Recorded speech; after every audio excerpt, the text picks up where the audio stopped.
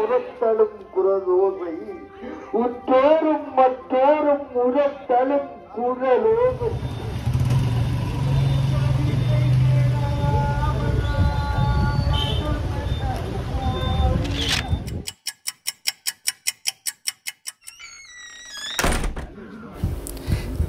யாழ்ப்பாணம் திருநெல்வேலி பகுதியில் இன்றைய தினம் இடம்பெற்ற ஒரு இறுதிச் சடங்கில் அவருடைய உடலம் இறுதிக்கிரியைக்காக கொண்டு செல்லப்படுகிற அந்த வண்டியில் தான் இருந்தது. இது முற்று முழுதாக மலர் மாலைகளால் அலங்கரிக்கப்பட்டிருக்கின்றது. தற்காலத்தில் இந்த வாகனங்களில் பூதொடர்கள் எடுத்து செல்கின்ற பழக்கங்கள் அதிகரித்து காணப்படுகிற நிலையில் இன்றைக்கு திருநெல்வேலியில் இடம்பெற்ற ஒரு இறுதிச் சடங்கு நிகழ்வில் மலர் மாலைகளால் அலங்கரிக்கப்பட்ட ஒரு வண்டியில் ஒன்று பாரம்பரிய முறைகளின்படி அந்த வண்டியிலேயே இந்த பூதொடர் எடுத்து செல்லப்பட்டது. முற்று முழுதாக இந்த வண்டியில் மலர் மாலைகளால் தான் இந்த வண்டியில் அலங்கரிக்கப்பட்டிருக்கு. பாருங்கள், உங்களுக்கு மலர் மாலைகள். இது திருநெல்வேலி கலாமன்ற சனசமூக நிலையத்திற்கு சொந்தமான ஒரு வண்டில். அந்த முன்னிய காலங்களில் சனசமூக நிலையங்களில் இறுதி ஊர்வலங்களுக்காக இந்த இவ்வாறான வண்டில்களை தயார்படுத்தி வைத்திருப்பார்கள். அந்த ஊரில் உள்ளவர்கள் இறந்த பின்னர் அவர்களுடைய பூதொடல்களை அந்த சனசமூக நிலையங்களில் உள்ள அந்த வண்டில்கள் தான் எடுத்து செல்வார்கள்.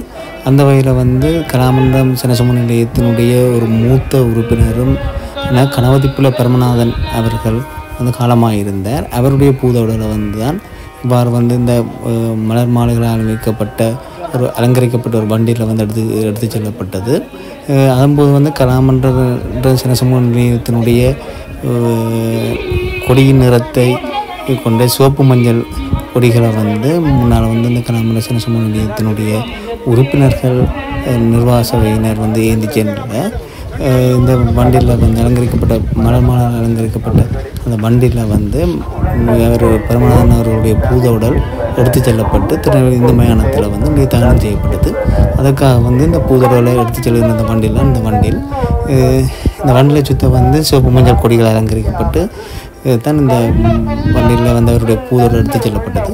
இந்த சிவப்பு மஞ்சள் கொடியானது கலாமன்ற சனசமூக நிலையத்தினுடைய கொடியின் நிறமாகும்.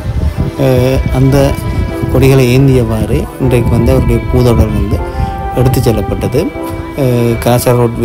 கலாசாலை வீதி வழியாக அவருடைய பூதொடர் எடுத்து செல்லப்படும் போது நிலத்தில் நிலவாவோடு விதிக்கப்பட்டு கொடிகளை ஏந்தியவாறு இந்த மலர் மாலைகளால் அணிவிக்கப்பட்ட அந்த வண்டியில் அவர் பூதொடர் ஏற்றப்பட்டு இறுதி கிரியைக்கு நடைபெற்றது. பின்னர் திருநெல்வேலி இந்து மயானத்துக்கு அவருடைய பூதொடர் எடுத்து செல்லப்பட்டு தானம் செய்யப்பட்டது. அதுக்காக அந்த பூதொடர்கள் திருநெல்வேலி இந்து மயானத்தை நோக்கி எடுத்து செல்லப்படும் இந்த காட்சி தான் நிலவாடை விரித்து தான் இந்த பூதொடரை நாங்கள் திருநெல்வேலி இந்து மயானத்துக்கு எடுத்து செல்லப்பட்டிருந்தது. நிறைய திருநெல்வேலி பகுதிகளைச் சேர்ந்த நிறைய மக்கள் இந்த இறுதி ஊர்வலத்தில் கலந்து கொண்டிருந்தார்கள். அவருடைய இறுதி ஊர்வலம் மிக அமைதியான முறையில் சிவபுராணம் மோதப்பட்டு அவருடைய பூதொடர் தகனக்கிரியைக்காக இந்து மயானத்துக்கு எடுத்து செல்லப்படுகின்றது.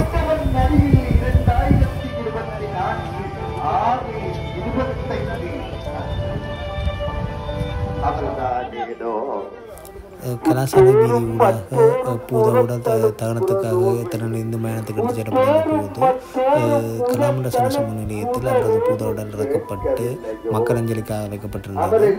இது திருநெல்வேலி கலாமன்ற சனசமூக நிலையம் 3 இந்த 3 அவருடைய பூதோடல் இறக்கப்பட்டு கலாமன்ற சனசமூக நிலையத்தில் சுமார் 1 மணி நேரம் அஞ்சலிக்காக வைக்கப்பட்டது.